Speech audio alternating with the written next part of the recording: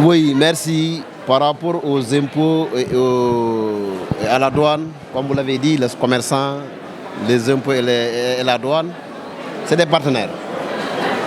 C'est vrai qu'il y a quelquefois des couacs, des tracasseries que j'appelle tracasseries des fois douanières, des tracasseries des impôts et domaines.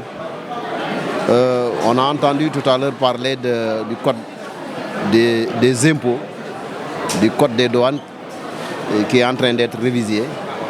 Et le commerçant, l'industriel a son mot à dire. Vous avez entendu tout à l'heure le président Bédi Agne l'a dit, l'a rappelé. Trop d'impôts tue l'impôt, trop de tracasseries tue l'entreprise. Donc nous attirons l'attention des autorités de ce pays, surtout les autorités fiscales qui sont la douane, les impôts, à plus de considération, à plus de diligence par rapport aux entreprises que nous sommes. Nous ne refusons pas de payer les impôts, nous ne refusons pas d'être en règle avec la loi, la législation. Mais des fois, on est rencontré à des percussions, des fois, qui peuvent ne pas être favorables à l'entreprise. Je donne juste un exemple. Pas plus tard qu'hier, il y a un parmi nous, un commerçant, qui a chargé ses marchandises dans 2 véhicules pour un approvisionnement, c'est-à-dire du dépôt au magasin. En cours de route, il a été intercepté par des douaniers qui lui ont demandé des factures, des numéros de déclaration, alors que la facture était dans le premier camion. Le dernier camion, malheureusement, est tombé sur les douaniers. Mais à l'heure où je vous parle, ça fait bientôt 3 jours, le camion est encore immobilisé. À l'intérieur du pays, à l'intérieur d'une même région. Le commerçant a fait de sorte que la facture est présentée. Mais on devait le laisser partir et aller travailler. Mais imaginez 3 jours pendant, son véhicule est immobilisé, ses marchandises sont immobilisées. Pour des histoires de factures, de numéros de déclaration, qui n'est même pas censé.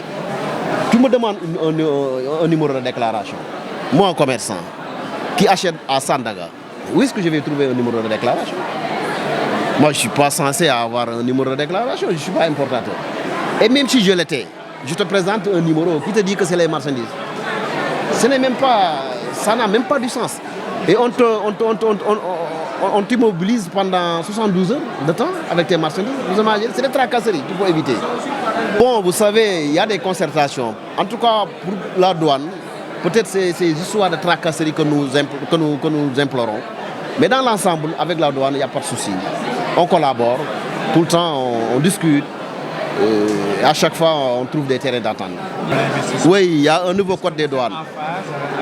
Là, pas encore. Parce que nous, la façon dont ils ont procédé, nous ne sommes pas d'accord. On nous demande d'envoyer des inputs. Un commerçant, tu lui demandes de faire des inputs, c'est pas évident.